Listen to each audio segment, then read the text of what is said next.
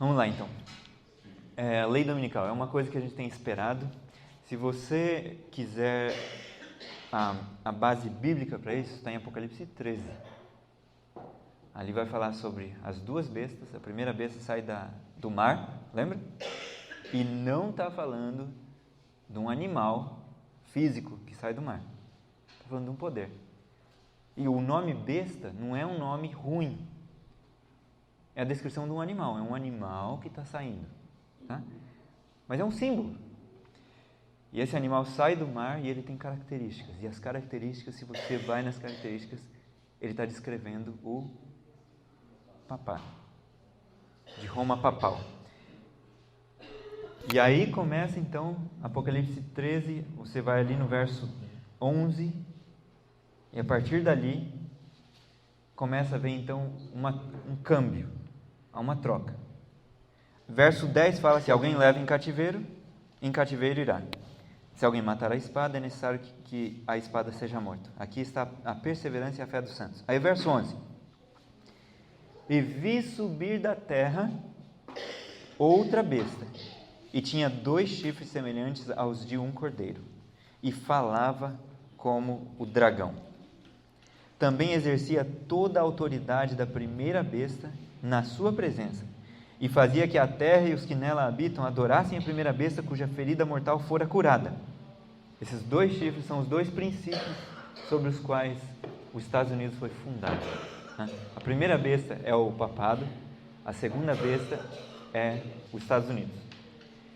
Esse país foi fundado de forma totalmente diferente de todos os outros países. Ele foi o único que uniu 2 princípios tremendos. Qual o nome desses princípios? Republicanismo e protestantismo. O que é republicanismo? É um governo que não é de um rei, é o povo que se governa a si mesmo. Roma era uma república. E protestantismo. O que é protestantismo? Protestantismo é um princípio.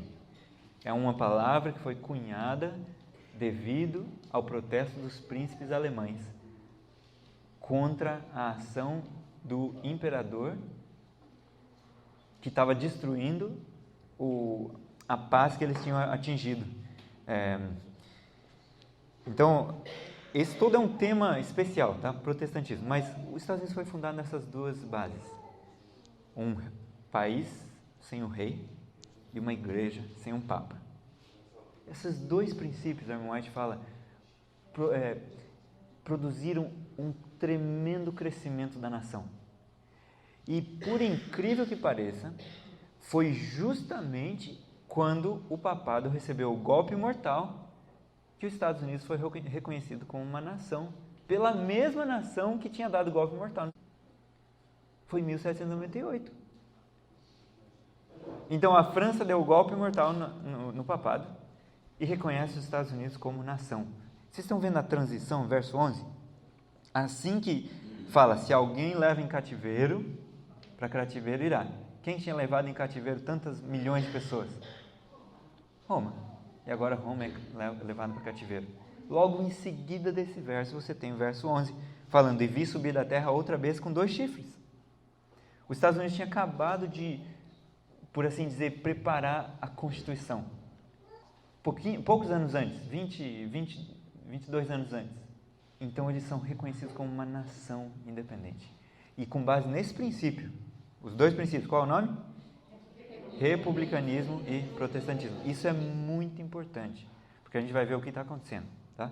Com base nesses 2 princípios, a nação explodiu e cresceu e foi uma maravilha para o mundo. Tanto que gente do mundo inteiro queria morar lá, queria ir para lá. A nação trabalhou para respeitar a consciência das pessoas, da liberdade de consciência, liberdade religiosa. Mas a primeira pessoa nos Estados Unidos a entender o que era verdadeiramente liberdade religiosa foi, qual o nome dele? Roger Williams. Quem já leu O Grande Conflito?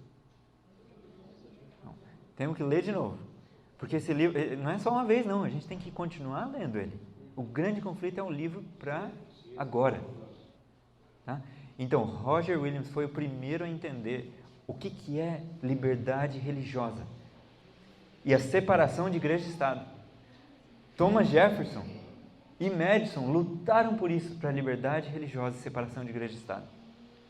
Eles lutaram para tirar a ideia de uma igreja estatal, que tinha sido copiada da Inglaterra. Então eles lutaram para tirar isso e separar totalmente igreja do Estado. Por que é importante separar a igreja do Estado? Tudo isso tem que ver com a lei dominical, tá? A gente vai ver o reverso disso. Mas por que é importante separar a igreja do Estado? Veja bem, quando a igreja está unida com o Estado, a igreja controla o poder do Estado. Você sabia que a igreja não tem exército? Sabia disso? Então ela chega para você e fala, guarda o que eu estou falando. E você fala, não, e ela não pode fazer nada. Mas quem tem exército? O Estado. Então a igreja, quando você fala, não vou obedecer o que você fala, a igreja vai para o Estado e fala, temos aqui um herege, um rebelde já empedernido. A gente já pediu para ele e ele não quis voltar. Puna ele com misericórdia. Aí o Estado pega o nosso amigo aqui, joga ele na prisão, tortura e faz o que for preciso para atender o pedido da igreja. Agora, vamos dizer que a igreja seja separada do Estado. Aí a igreja fala, faça isso, e a pessoa não faz. Aí a igreja vai para o Estado e fala, ele não está fazendo o que eu estou falando. E o Estado fala, sinto muito, eu não tenho nada a ver com resolver os seus problemas. O Estado é civil e não é moral. O Estado é só civil. A lei de Deus é lei moral. As coisas da igreja têm que ver com leis morais. Eles não têm nada a ver com lei civil, e a lei civil não tem nada a ver com a lei moral, são distintas. Então, quando a igreja tenta punir alguém que quebrou a lei moral, com métodos civis, ela está fora do papel dela. Totalmente fora. Aonde a gente encontra esse princípio da separação de igreja e Estado? Vocês lembram? Como na Bíblia você provaria isso? Chegaram para Jesus e disseram, Jesus, está certo pagar tributo para César? E na resposta de Jesus, ele separou o que é de Deus e o que é de César. Ele falou assim, dai a Deus o que é de Deus e a César o que é de César. Não tem uma coisa que você deva tanto a Deus quanto a César, porque ele separou. A gente vai ver por que isso é importante, tá? Então, Roger Williams foi o primeiro a entender. Ele fundou a colônia de Rhode Island. E nessa colônia, ninguém precisava pertencer à igreja para assumir um cargo político. Em todas as outras, você tinha que fazer parte de alguma igreja estatal, ou alguma igreja, para assumir qualquer cargo. Então, se você quisesse ser o prefeito, você tinha que fazer parte da igreja. E se você quisesse ser um policial ou um advogado, você tinha que fazer parte da igreja. Por que isso é um problema? Não seria bom se todos que fizessem parte da igreja cuidassem também dos cargos? Não seria ótimo? O que você acha? O problema é que o ser humano é muito mau. Então, gente bem perversa pensou assim, eu queria ser parte eu queria ser o prefeito da cidade, mas eu não posso, porque eu não quero saber de Deus. Já tenho uma ideia, vou me batizar. E foi isso que aconteceu. Na história americana foi isso que aconteceu. Quando era obrigatório alguém fazer parte da igreja para assumir cargos políticos ou responsabilidades civis, eles entravam na igreja. Continuavam tão ateus, tão contra Deus quanto fosse, mas entravam na igreja. Essa história foi tão clara que os Estados Unidos inteiro percebeu que estava errado unir igreja e Estado. Então, quando eles fizeram a Constituição Americana, e essa é a Constituição Americana, é o documento mais importante que existe nos Estados Unidos. Mais importante. Ele foi assinado por diversas pessoas ali. Então, é um documento muito importante. Ellen White chega a falar que é o documento mais importante feito por seres humanos. Não está falando dos profetas, não está falando da Bíblia, está falando de documento, assim, né? Coisa feita por gente comum. É o documento mais importante que tem na Terra. Tem um jeito de dividir a história desse jeito. Desde a Torre de Babel até Babilônia, houve o período de estabelecimento do império. De império mesmo. Através das guerras e das vontades humanas, isso veio a acontecer no primeiro grande império mundial, Babilônia. De Babilônia até Roma, ou seja, Babilônia, Medo-Pérsia, Grécia e Roma, havia o período de império com poder incontestável. E quando Roma caiu, o império continuou. Mas não era um império civil, pagão. Sabe o que era? Era um outro império. O império eclesiástico. E isso dá mais medo.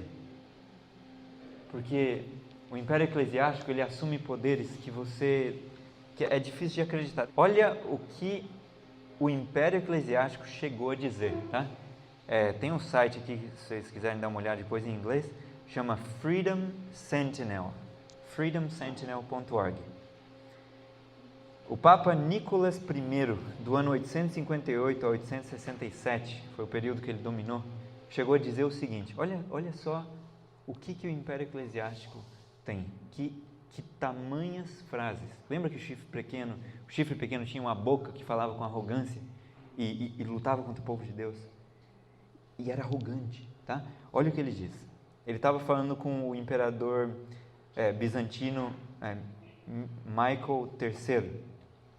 E ele disse assim, saiba, príncipe, que os vigários de Cristo, e vigários de Cristo, se vocês não estão familiarizados com a palavra, está falando sobre o Papa, ele falando de si mesmo, o vigário do Filho de Deus. Eles se acham os que estão no lugar do Filho de Deus, tá?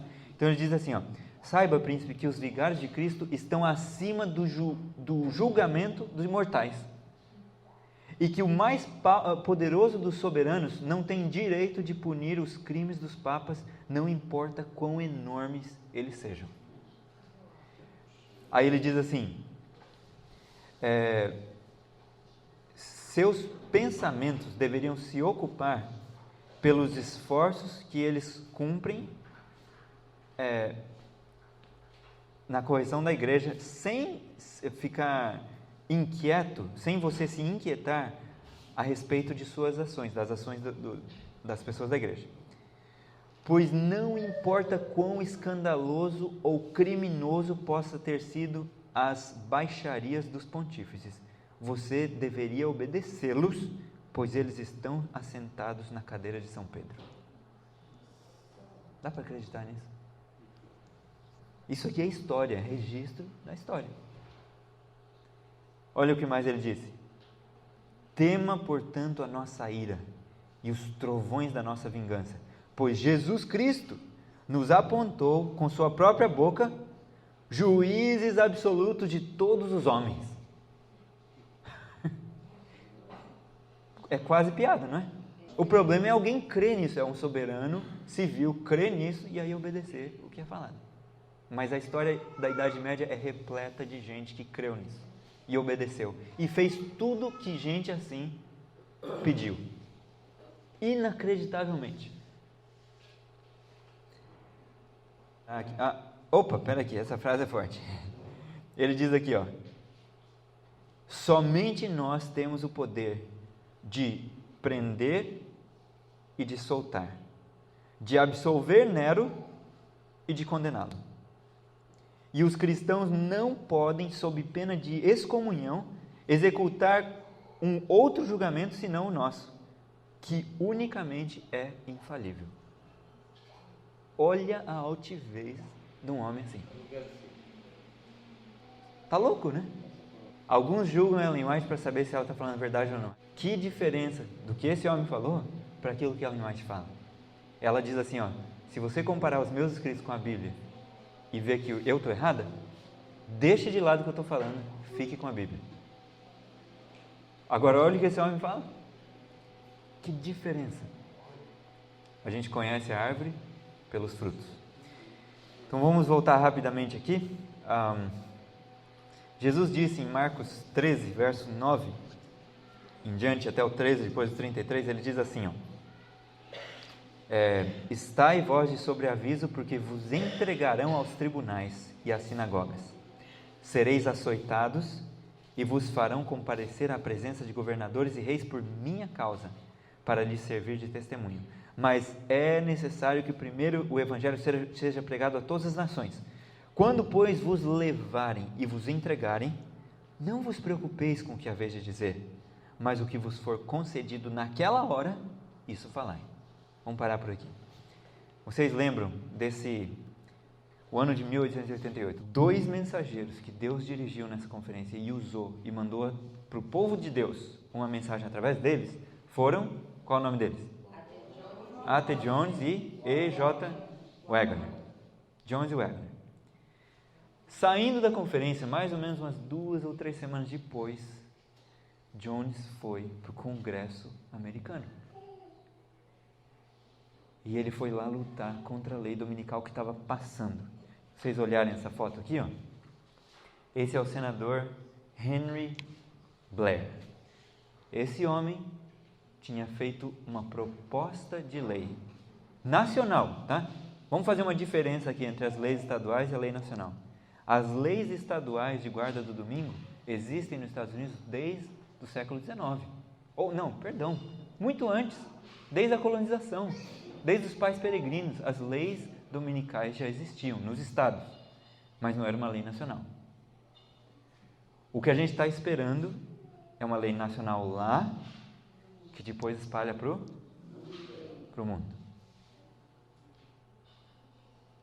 Então, só para vocês terem uma ideia que essas leis não eram brincadeira, teve gente que foi aprisionada,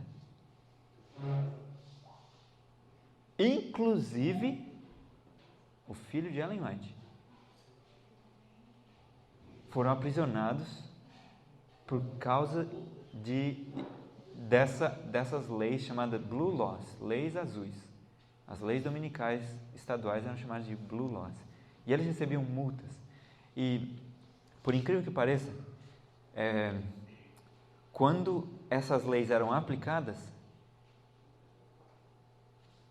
apesar de gente que cuidava de cabaré e gente que fazia outras coisas ter sido citado e acusado, os únicos que foram condenados foram ou adventistas do sétimo dia ou batistas do sétimo dia. Todo o resto não foi condenado. Mas os únicos condenados foram adventistas do sétimo dia e batistas do sétimo dia. Então dá para ver a direção que a lei estava indo. Então esse homem propôs o projeto de lei e eu acho que vale a pena, pelo menos eu ler um trechinho dela, tá? Só para você ter uma ideia de como possivelmente vai ser, ou pelo menos o conceito, né? Olha aqui, mas olha que interessante. Está escrito assim, no Senado dos Estados Unidos, em 21 de maio de 1888, o senador Blair apresentou o seguinte projeto de lei, lido 2 vezes e encaminhado para a Comissão de Educação e Trabalho. Um projeto de lei que garanta ao povo desfrutar do primeiro dia da semana, comumente conhecido como o Dia do Senhor, como sábado, né? Como dia de descanso, e promova sua observância como dia de culto religioso.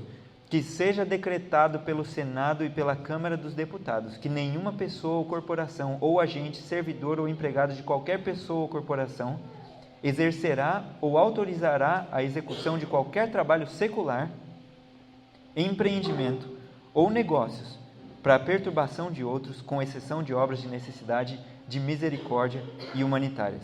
Nenhuma pessoa deverá se envolver em qualquer tipo de brincadeiras, jogos, diversões ou recreações para a perturbação de outros no primeiro dia da semana, comumente conhecido como Dia do Senhor, ou durante qualquer parte dele, em qualquer território, distrito, embarcação ou lugar sujeito à exclusiva jurisdição dos Estados Unidos. Não deverá ser permitido a qualquer pessoa ou empresa receber pagamentos por trabalhos ou serviços realizados ou prestados em violação a esta seção. Aí entra a seção 2, depois vem não sei do que. É uma lei que tem mais ou menos 1,5 páginas. Essa, a de 1888. Isso foi proposto para o Congresso americano. e já tinha sido aprovado em um estágio, estava sendo levado para o próximo para realmente passar, e Deus envia o nosso pioneiro, que era o campeão de liberdade religiosa. Esse homem aqui, ó, Alonzo Trevor Jones. Esse homem, só para vocês saberem um pouquinho da história dele, ele era um soldado no exército americano. E ele estava lá no Forte Walla Walla, no estado de Washington, nos Estados Unidos. E ele estava lutando contra os índios. Ele não era adventista. Ele era jovem, estava no exército. E uma coisa que ele amava era estudar história. O passatempo dele era estudar história. E ele lia e devorava os livros. De repente passou um pregador adventista, pregando, adivinha sobre o quê? Daniel e Apocalipse. E o homem fez as pregações e Jones conhecia a história. Quando ele viu a relação que as profecias tinham com a história, ele caiu de costas. E foi exatamente isso. A história mostra exatamente isso, eu conheço. Então ele se entregou a Jesus e aceitou o batismo. Quando ele saiu da água, ele jogou os braços para cima e disse assim: morto para o mundo e vivo para ti, ó meu Deus.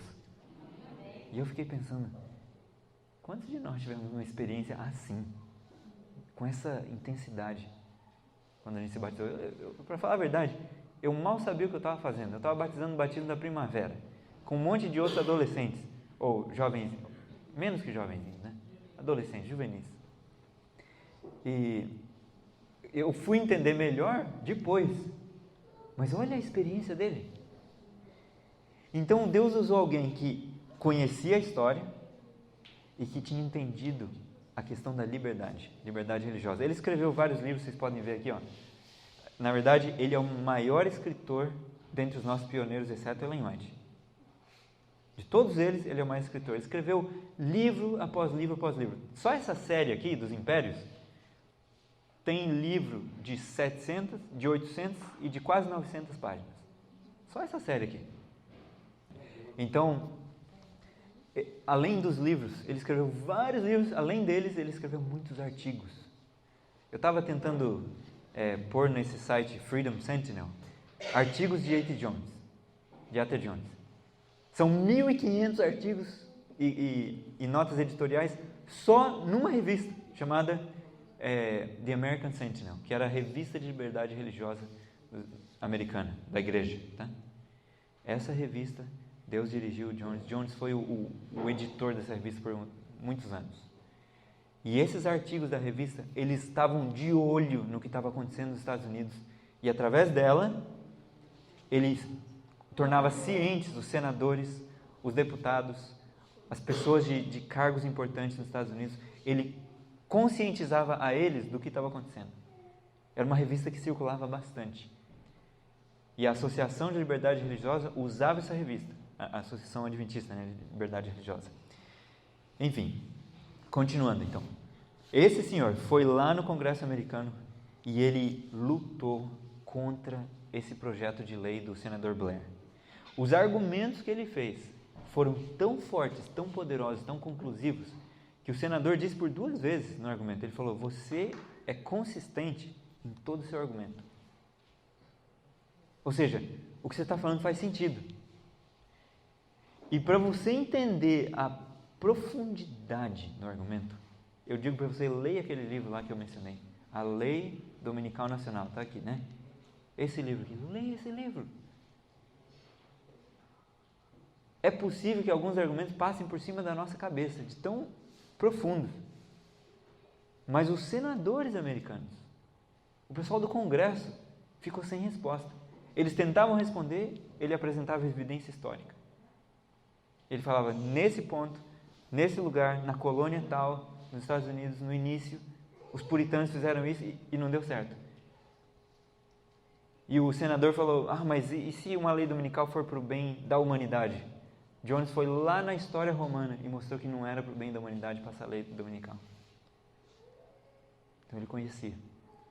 Jesus disse, não se preocupe com o que você vai ter que dizer quando você for perante os tribunais. Mas com isso ele não está falando, não se prepare para ir perante os tribunais, ou não precisa saber nada. Só espere e de repente vai brilhar na sua mente. Não. A pessoa se prepara e Deus faz ela lembrar exatamente as frases que devem ser faladas na hora certa. Para você ter uma ideia, sabe como ele descreveu a experiência dele no congresso? E ele não foi só uma vez. Então eu não sei se ele... Eu acho que ele estava falando de uma outra vez que ele foi lá também lutar. Mas ele disse assim: é como se as palavras aparecessem escritas nas paredes e pairando na minha frente do que eu devia falar. Dá para acreditar nisso? Deus estava dando para ele na hora. Fala isso agora. Agora é esse ponto. É maravilhoso isso. Então estude isso, tá? Teve uma ocasião que um grupo de líderes se reuniram. Eles eram especialmente da Associação de Liberdade Religiosa. E eles se reuniram e falaram assim: a gente não vai mais usar a revista American Sentinel, porque você está falando muito forte sobre sábado, sobre adventismo, e isso vai fechar as portas para as pessoas, elas não vão querer ouvir. E Jones estava convicto, ele falou: não, eu não vou mudar, é isso mesmo que tem que ser falado. E a coisa ficou tão forte que eles fecharam, uma das reuniões, eles se fecharam num quarto, trancaram e falaram: a gente só sai desse quarto com a coisa resolvida. E Jones não cedia e eles não cediam. Chegou a um ponto que 3 da manhã eles dispersaram, eles abriram a porta do quarto, saíram e falaram assim: a gente não vai usar mais essa revista, tchau. Naquela hora, um anjo acorda Ellen White. Ela tinha tido uma visão, a visão de Salamanca. Se vocês puderem, estudem isso aí, é coisa incrível. Ela tinha tido uma visão, acho que uns 4 meses antes. Chama a visão de Salamanca. E ela tinha visto coisa na visão, e ela foi contar para o filho dela, e ela disse assim: eu não consigo lembrar, mas foi muito interessante essa visão que eu tive. E não lembrava. Aí ela foi na frente da igreja e foi tentar falar a visão e não lembrava. Simplesmente não conseguia pronunciar. Ela disse assim: eu sou tão dependente para escrever o que eu vi, quanto para ter a visão. Então não era ela que decidia a hora de falar. Então o anjo acordou Ellen White e disse assim: aquilo que você viu em Salamanca, escreve agora e vai para a reunião da manhã. E ela foi nessa reunião de manhã. Quando ela entrou, os irmãos não estavam esperando ela, porque ela tinha dito que ela não ia ir, ela estava com sono. Ela falou: não, eu vou dormir, a última reunião eu vou dormir. Pronto. Era 5:30 da manhã. Então 5:15, o filho dela passou no quarto dela, viu a luz acesa e falou: mãe, a senhora vai lá? Ela falou: eu vou. E estava com uma pilha de coisa escrita já. Aí ela entrou no salão e o presidente, o Olsen, o presidente da Conferência Geral, estava lá. Ele falou: irmão White, a senhora veio? A senhora tem uma mensagem para nós? Ela falou assim: certamente eu tenho. E entrou e começou a falar. Foi lá na frente e começou a falar: nós não podemos aceitar isso e tolerar esse tipo de atitude de controle. A gente está seguindo nas pegadas do romanismo, controlando. Aí ela falou assim: eu vi alguém segurando a revista, dizendo assim: nós não vamos usar mais essa revista. Eu vi isso está errado, não é a vontade de Deus. De repente, alguém na congregação levantou e falou assim: era eu que estava segurando a revista ontem à noite, e agora eu reconheço, eu estava errado. Ela olhou e falou: ontem à noite? Ontem à noite? Porque ela tinha visto isso quando? 4 meses antes, certo? Aí de repente, assim que o homem falou, o Jones falou para ele assim: então você está certo, porque se você estava errado e reconheceu que está errado, você está certo. Ele tinha essa atitude de ajustar as coisas, né? Está certo. E aí levantou outra pessoa e falou: eu também estava lá e eu contribuí para isso, eu estou errado. E um após outro foi levantando. Então, quem estava defendendo essa revista? Deus. O que o Jones estava escrevendo na revista era segundo a vontade de Deus. E a gente vai ver alguma outra citação aqui que fala sobre isso, tá? Ele foi no Congresso americano, lutou contra a lei, e a lei passou ou não? A lei foi derrubada, ela não passou. Ela foi arquivada. Ou o projeto de lei, né? E não passou. Mas estava quase lá. Agora, vamos supor, tá? A gente pode fazer esse tipo de suposição porque tem até uma história que diz assim, o que poderia ter sido, né? Então vamos supor que durante Minneapolis o povo tivesse aceitado a mensagem que Deus deu. Lembra disso? Que eu falei? Não houve uma aceitação geral. Alguns aceitaram, outros rejeitaram. Mas vamos supor que a igreja tivesse recebido as vestes da justiça de Cristo e saído com poder para proclamar o alto clamor, recebendo a chuva serôdia.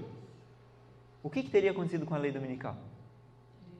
Eu suponho, e é uma conjectura minha, mas eu suponho que teria passado, porque ela ia passar no momento certo e o povo de Deus ia estar proclamando a verdade. Mas Deus olha do céu, vê o povo rejeitando a mensagem que iluminaria o mundo com a sua glória. Vai falar assim, eu não posso soltar a lei ainda. Corre lá os anjos. Tem uma ordem. Segura os ventos, porque o povo ainda não está selado. Até que o povo seja selado. Gente, a irmã teve essa visão. Ela viu Jesus falando, meu sangue, Pai. E o anjo recebe a ordem, ele corre lá. Segura os ventos. Não dá para soltar ainda, porque o povo não está pronto. Vocês estão vendo a lei ser ressurgida recentemente? Vocês estão vendo um pedido mais do que nunca da parte de Roma pela lei? Vocês estão vendo os evangélicos pedindo pela lei? Sabiam que em 1888 não era Roma que estava pedindo? Eram os evangélicos. Eram os supostos protestantes que repudiaram a palavra protestante. Eles abandonaram o que é protestantismo.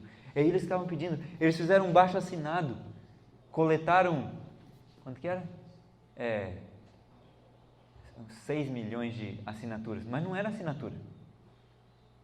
Não tinha quase nada de assinatura. Era uma pessoa que assinava representando 30 mil pessoas da igreja tal. E outra assinava. Então, quando o cardeal americano, Gibbon, acho que era esse, quando ele assinou, e ele falou assim, não, eu quero pôr meu nome também aí nessa assinatura, eles já começaram a contar, 7 milhões de assinaturas. Mas ele não falou que ele estava assinando por todos os católicos, e o baixo assinado dizia assim, olha a palavra, nós, adultos, cidadãos americanos adultos acima de 21 anos, se eles contassem 7 milhões de católicos pela assinatura de um homem, eles estariam afirmando que os 7 milhões eram de mais de 21 anos, certo? Mas essa argumentação foi apresentada no Congresso, e o Jones expôs isso nesse livro, tá? Vocês devem ler esse livro.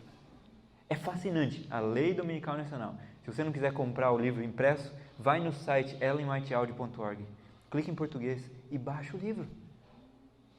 Ele está ali, você pode baixar e ler em e-book, PDF. Baixa ele, lê, estuda. E se você não entender um argumento, lê de novo.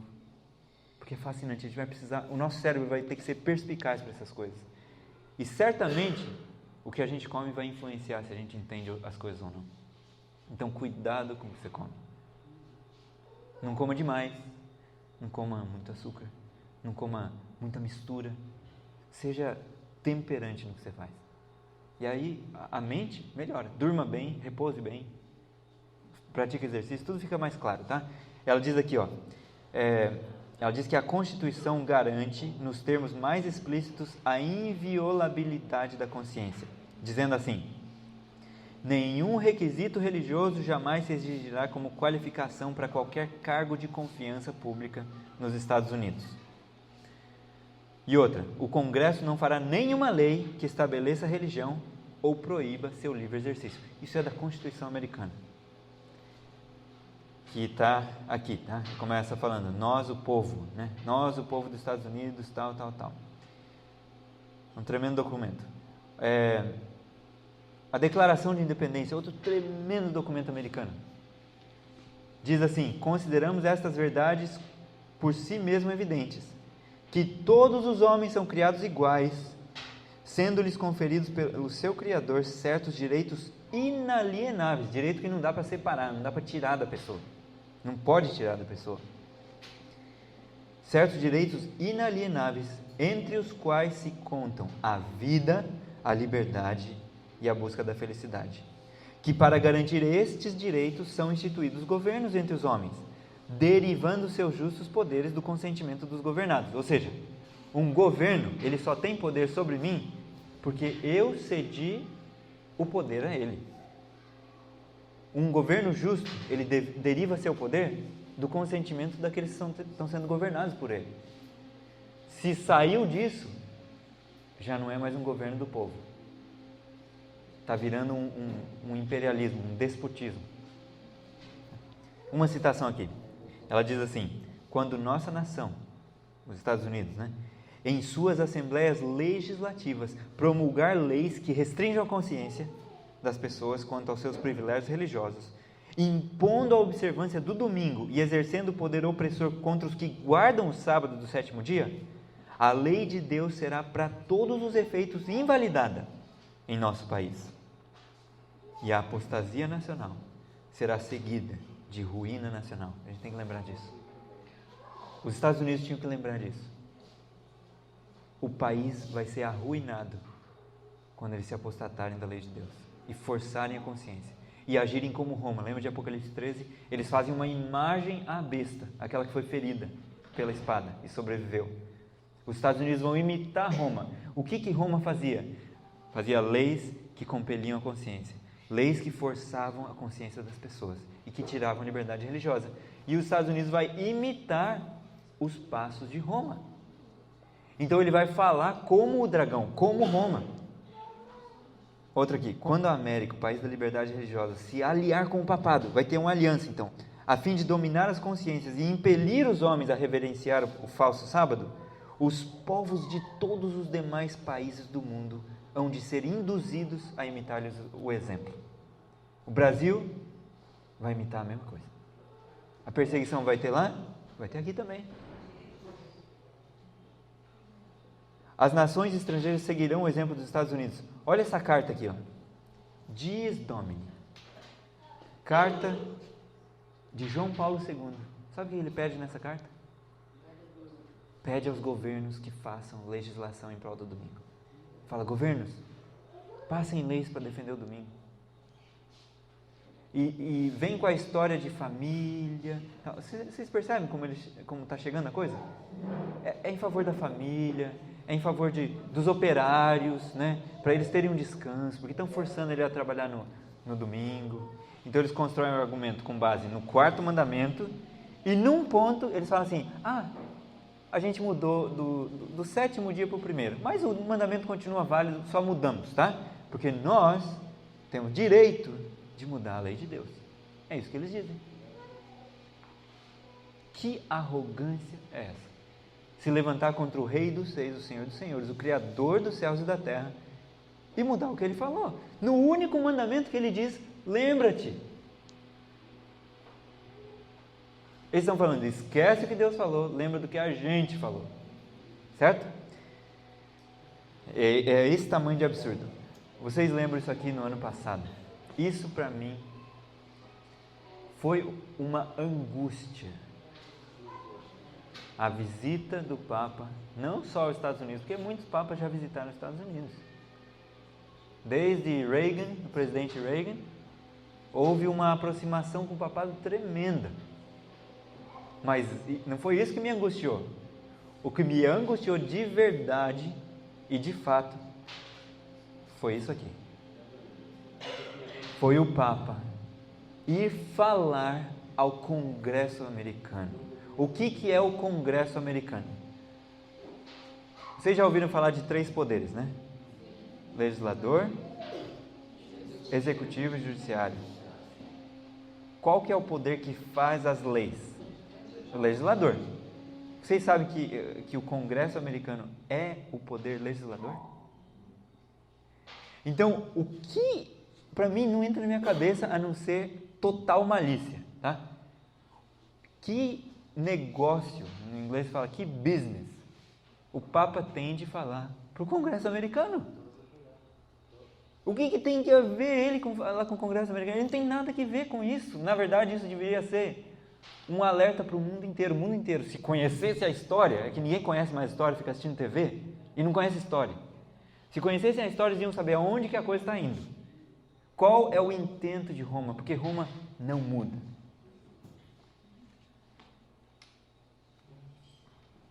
Roma sempre tentou ganhar a aliança de quem fosse poderoso para oprimir os dissidentes, para oprimir os hereges, para matar, queimar vivo, torturar, estrangular, deixar na masmorra as pessoas. Roma sempre fez isso.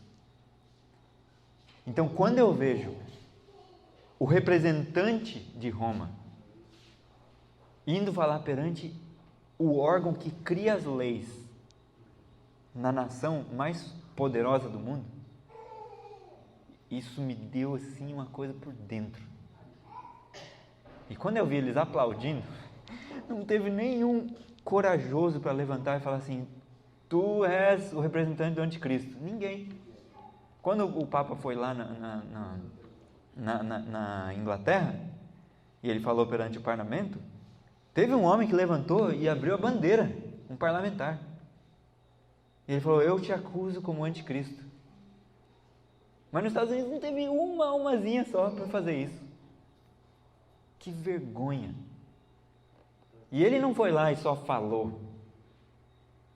Ele lançou acusação contra os Estados Unidos para livrar a culpa deles, livrar a culpa de Roma. Sabe o que ele falou? Ele falou assim: não se pode julgar uma entidade por coisa que ela fez no passado. Ele estava querendo livrar a culpa dele, né? Então não se pode julgar. Ele falou, por exemplo, como os índios foram tratados aqui nos Estados Unidos. Não dá para julgar você, hoje, pelo modo que foi tratado. Mas me parece uma hipocrisia tão grande. Porque o que os Estados Unidos fez não foi tortura, não foi queimar pessoas vivas, não foi pintar capuz com demônios e monstros e pôr na cabeça dos índios, não foi furar os índios e estrangulá-los, não foi nada disso. Foi uma guerra, sim, e houve muitas guerras no mundo, mas a Igreja Católica se destacou em crueldade, em malignidade, em vingança, sabe? Teve alguém que se destacou acima do resto. Então, para mim, nesse momento, não teve tantos aplausos, porque eles estavam em pé aplaudindo cada coisa que ele falava, mas nesse momento não teve tantos. Para mim, me envergonhou pelos americanos nesse momento, porque como pode alguém falar, vem na sua nação, alguém que está mais atolado no sangue do que qualquer outra nação, e vai acusar ainda? A razão de eu estar tão preocupado com isso o Papa Francisco, ele parece que tem um prazo, parece que ele está correndo tão rápido, fazendo coisas tão rápido, tentando contatar a gente tão rápido, que é como se ele tivesse um prazo, um limite de tempo. Então ele está fazendo alianças com os evangélicos, indo falar, chamando eles. Eu vi a atuação dele com a Igreja Católica Ortodoxa, que tinha separado da Igreja Católica Romana há muito tempo atrás. Eles plantando uma árvore juntos, com um líder mais de não sei do que, não sei se era dos islâmicos, sabe? Está trabalhando um monte. Se vocês viram o pastor Doug Batchelor, ele está falando, eu não quero ser o biógrafo pessoal do Papa, mas esse Papa está fazendo mais coisas do que todos os outros. A gente tem que estar ciente disso. Então ele está trabalhando e ele está fazendo o pedido. Tanto que na Argentina agora, eu não sei se vocês ouviram, mas parece que está passando leis dominicais. E tem mercado que vai ser punido e se abre no domingo e tal. Por quê? Porque ele é argentino, certo? Então, será que a gente deve lutar contra isso? Eu ouvi um adventista falando assim, Olha, mas a gente já sabe que vai vir. Eu não entendo para que esse movimento de liberdade religiosa, defender a liberdade religiosa. A gente já sabe que vai vir, é profecia. Por que a gente tem que lutar contra o domingo, contra a lei dominical? Então, vamos ver aqui o que Ellen White diz. Ela diz aqui, ó, o movimento dominical está agora abrindo caminho nas trevas. Os líderes encobrem a verdadeira questão e muitos que se unem ao movimento não percebem para onde propende a tendência oculta. Eles estão agindo como cegos. Não veem que se um governo protestante abandona os princípios que dele fizeram uma nação livre e independente, e pela legislação introduz na Constituição princípios que propaguem a falsidade e ilusão papal, eles estão se lançando nos horrores romanos da Idade Média. Então, a primeira coisa é, as pessoas estão agindo por ignorância, muitos deles, e elas devem ser alertadas, então nós devemos lutar contra isso. Outra aqui, é nosso dever, é o que, irmãos? Nosso dever. É nossa opção? Dever. É nosso dever fazer tudo o que estiver ao nosso alcance para evitar o perigo que se aproxima. Sobre homens e mulheres de oração em todas as partes do país, recai a grande responsabilidade de pedir a Deus pedir que Deus afaste essa nuvem do mal e conceda mais alguns anos de graça para trabalharmos para o Mestre. Oh Deus, afasta essa lei dominical, afasta essa nuvem do mal para a gente poder trabalhar para o Senhor. Não é para, agora eu vou trabalhar para construir uma casinha para mim, agora eu vou trabalhar para ganhar uma faculdade, para eu casar. Não, afasta isso para eu poder cumprir a minha obra que o Senhor tem para mim, para salvar mais gente. Vocês percebem? O nosso dever é estar trabalhando para a salvação das pessoas. E se a gente não estiver fazendo isso, a gente não está ganhando tempo nenhum se a lei não vier. Os que estão agora guardando os mandamentos de Deus precisam pôr-se em o quê? Atividade para obter a ajuda especial que só Deus pode dar-lhes. Devem trabalhar mais diligentemente para adiar até quando for possível a calamidade que se aproxima. Essas citações estão no capítulo 9 do livro Eventos Finais. O título do capítulo é Leis Dominicais. Então eles devem fazer o quê? Adiar até quando for possível a calamidade que se aproxima. O povo de Deus que guarda os mandamentos não deve permanecer calado neste tempo, como se aceitássemos a situação de bom grado. Se a gente ficar quieto, é como se a gente aceitasse. A gente deve estar se preparando, falando contra, escrevendo contra, mostrando para as pessoas quanto custou você ter hoje liberdade de consciência, liberdade religiosa. Quanto custou? Vai olhar na história. Lê esse livro aí que eu falei para vocês, Império Eclesiástico. Foi muito sangue. Foi muito sangue, foi muitas vidas, para hoje a gente poder adorar a Deus segundo a nossa consciência. Então a gente tem que iluminar as pessoas, falar para elas, olha, a história nos mostra isso, e a nossa liberdade está a ponto de desaparecer. Desaparecer. A irmã White diz assim, tarde demais os protestantes vão perceber o que eles fizeram em pedir ajuda de Roma para estabelecer o domingo, mas aí vai ser tarde demais. Eles não conseguem mais sair do poder dela. Os protestantes que estão pedindo. Os protestantes dos Estados Unidos, ela diz, vão estender o braço sobre o abismo para segurar a mão de Roma e estender o braço para pegar o espiritismo. E o espiritismo está entrando no protestantismo fortemente e está atacando até a nossa igreja. E vocês já ouviram falar do movimento da igreja emergente, oração contemplativa, oração centrante, sabe, essas coisas absurdas. É espiritismo. Esvaziar a mente, sabe, orar esvaziando a mente, não pensa em nada. Isso é um absurdo, tá? Aí ela diz aqui, não estamos, essa aqui é muito forte, essa é muito forte e eu espero que fique gravado na mente de cada um aqui, preste bem atenção, não deixe nada te atrapalhar agora, preste bem atenção, não distraia. Não estamos cumprindo a vontade de Deus se nos deixarmos ficar em quietude, nada fazendo para preservar a liberdade de consciência. Percebeu? Percebeu que não está cumprindo a vontade de Deus ficar quieto? Fervente e eficaz oração deve ascender ao céu para que essa calamidade seja deferida até que possamos realizar a obra por tanto tempo negligenciada. Haja mais fervorosas orações. E então, trabalhemos em harmonia com as nossas orações. Não é só orar, é agir. Ora e aí age para cumprir isso. Aí, isso aqui descreve muitos dentro do nosso povo que fazem essa mesma pergunta. Olha a pergunta que eles fazem. Ela diz aqui, ó: há muitos que estão despreocupados e se acham, por assim dizer, adormecidos. Eles dizem: se a profecia predisse a imposição da observância do domingo, a lei certamente será promulgada. E tendo chegado a essa conclusão, assentam-se em calma expectativa do evento, confortando-se com o pensamento de que Deus protegerá seu povo no tempo de angústia. Então eles estão lá olhando e falando: a profecia já falou, vamos ficar tranquilo, deixa vir, Deus vai nos proteger. Imagina, Deus não vai proteger a gente? A profecia disse que vai acontecer isso. Só que olha como ela continua.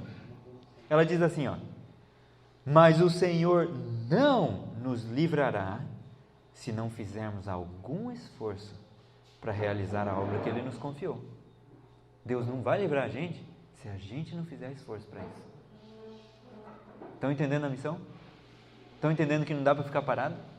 E não dá para ficar na ignorância? É melhor nem saber disso, porque aí eu fico tranquilo. Não. Você tem que lutar. E mesmo você lutando, a coisa vai acontecer. Mas aí Deus te livra. Percebeu, né? Como fiéis atalaias, deveis dar o aviso ao ver que vem a espada, para que homens e mulheres, pela ignorância, não sigam um rumo que evitariam se conhecessem a verdade. Ou seja, eu conheço a verdade, estou bem, estou salvo. Mas ela está falando: não, conta para as pessoas, porque pode ser que eles vão evitar o rumo se eles souberem. Pode ser que eles sigam nesse rumo pela ignorância, mas se você contar, pode ser que eles evitem. E vai salvar muito. Espero que a trombeta dê o sonido certo no tocante a esse movimento da lei dominical. Penso que seria melhor se em nossas revistas o assunto da perpetuidade da lei de Deus se tornasse uma especialidade. Devemos agora fazer tudo o que for possível para derrotar essa lei dominical. Ficou claro, irmãos? Vocês devem combater isso pela escrita e pela voz. Primeiro vocês devem conhecer. Então eu digo para vocês, de novo, vão para esse site, ellenwhiteaudio.org, clica no português, clica em e-books e baixa o livro Lei Dominical Nacional. Baixa ele, lê esse livro. Não é um livro grande. Lê esse livro, se informe do que estava acontecendo. E aí você vai entender a importância e como a coisa vai voltar. Por favor, faz isso. E eu espero que todos nós nos conscientizemos do que está chegando e, como fiéis atalaias, demos à trombeta o sonido certo. Tocar ela do jeito certo. Não um toque de ninar enquanto a batalha está chegando. Imagina se o exército está chegando, aí a gente começa... como é que é de ninar? É isso aí mesmo. Toquinho de ninar. Não vai despertar ninguém, a pessoa vai dormir. Tem que ser... Isso aí é o toque do quê? Do ataque, não é isso? Vamos dar o toque certo? Não, tá bom. Quantos querem ser usados por Deus para combater isso? Amém. Que Deus nos dirija, nos use e nos capacite. Bom? Tinha várias outras coisas que ainda daria para falar da história adventista, depois dessa questão, né? Mas, como o tempo é limitado, pelo menos vocês têm aí bastante conteúdo, a recomendação para vocês é: estudem. Peguem esse livro do Loftboro, leiam, estudem esse livro. Peguem os materiais, esses outros que eu mencionei, leiam, estudem. Tem vários livros, acompanhem a editora dos pioneiros.com.br, vai estar lançando outros livros. vai ter a biografia do José Bates, vai ter o livro História do Sábado do Andrews, esse livro da educação cristã está lá. Então, estudem esse material, vamos ser informados, não vamos perecer devido à ignorância voluntária, não vamos perecer assim, vamos lutar para correr atrás e compreender a verdade. Vamos orar então? Querido Deus, nós te agradecemos porque o Senhor tem a tua igreja. Amém. E a tua igreja vai até o fim, pela tua graça, pelo teu poder. Amém. Segundo está escrito, a igreja pode parecer prestes a cair, mas ela não cai, ela permanece, enquanto que os pecadores em Sião são joeirados, como a palha joeirada do trigo. Senhor, nós queremos ir até o fim, ao teu lado. Amém. Nós sabemos que o Senhor chamou esse povo, e nós sabemos que o homem do pecado tem trabalhado para destruir a verdade. Então, Senhor, vem nos usar, vem nos capacitar, vem derramar o teu Espírito Santo sobre nós, para cumprirmos a nossa missão.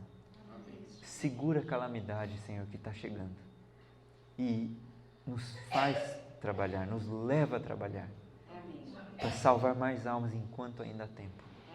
E, Senhor, que não confiemos no braço da carne, que não confiemos em nós, mas que nossa confiança seja posta no poderoso braço do Senhor. Amém. E que Cristo seja o nosso comandante. Amém. Nós nos consagramos a Ti e confiamos a guarda de nossa alma em Tuas mãos. Em nome de Jesus. Amém.